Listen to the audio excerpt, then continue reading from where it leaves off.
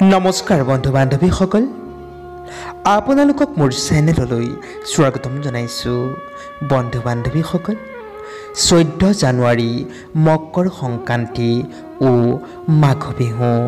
এই দিনটিত কৰক এই 4টা কাম, নিশ্চয় সুফল লাভ কৰিব পাৰিব। তাৰেই দুটামান কথা লৈ আপোনালোকৰ ওচৰত উপস্থিত হৈছোঁ।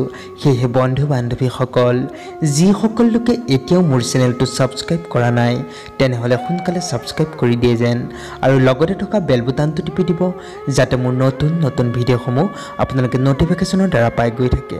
তেন্তে আহক বন্ধুসকল, আমি ভিডিঅ'টি আৰম্ভ কৰোঁ।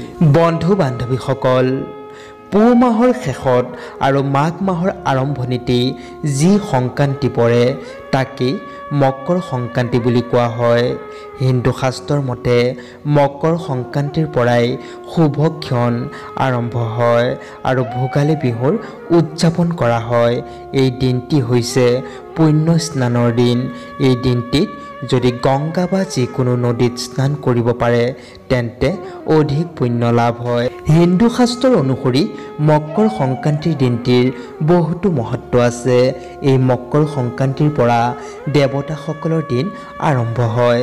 সেয়েহে এই পবিত্ৰ দিনটিত এই 4টা কাম কৰিলে অত্যন্ত মংগল হয়।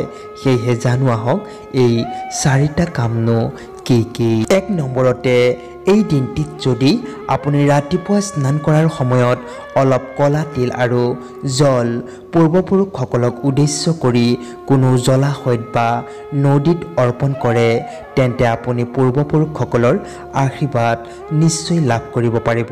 2 নম্বৰতে, এই দিনটিত দুখীয়া বা অসহায় লোকক সাধ্য অনুসাৰে দান কৰক। পাৰিলে তেওঁলোকক ভোজন কৰাব পাৰিলে অত্যন্ত মংগল হয়।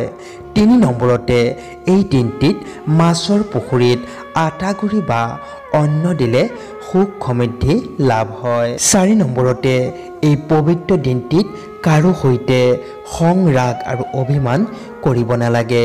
এই দিনটোত যিমান পাৰে ভগৱানৰ নাম লোৱাটো অত্যন্ত মংগলজনক। আজিলৈ ইমানেই।